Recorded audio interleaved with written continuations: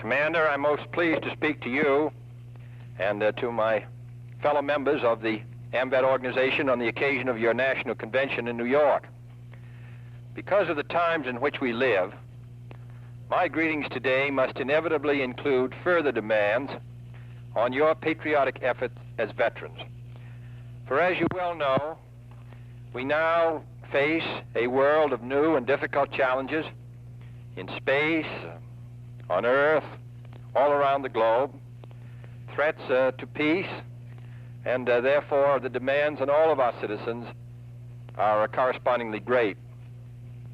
To meet the dangers of the world in which we live, we are required to maintain a strong and versatile military force, one that can cover the broad spectrum of military operations. Because of this, we are placing great emphasis, particularly in recent months, on developing our special forces, which are well suited to assist those governments in maintaining their position against the threats of guerrillas and insurgents. At the same time, we've increased the strength of the Marine Corps and the number of combat-ready divisions in the Army from 11 to 16, and have begun reorganizing the Army to be more responsive to the many challenges we now face. In the Navy and the Air Force, we have also achieved a greater overall readiness and have increased the Minuteman and the Polaris to add to our deterrent strength. We are, as you know, also making a concentrated and widespread effort in the field of space. These are but a few of the actions which we are taking and must take in the future to deter those who do not wish us well, to maintain the peace, and to make it possible for freedom to survive in the world today. I am sure that those of you who felt the impact of war can well recognize the urgent need for us to maintain this strength, which is essential not only to us, but to the rest of the world.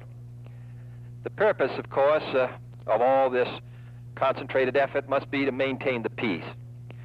We arm, as Winston Churchill said a decade ago, to parley, to make it possible for us through diplomatic means to maintain the peace of the world, to maintain our security and those who are associated with us. As we move through these difficult times, it's particularly gratifying to me, as it is to the other members of the government, both in the executive and in the Congress, to know that we have your strong support in the vital tasks that are ahead of us as a country. I'm confident with your support, which you have demonstrated on many battlefields in many different parts of the world, that with your support we can meet the challenges that lie ahead. And I'm equally confident, with the courage and perseverance on the part of all of our citizens, that the peace and our freedom can be sustained.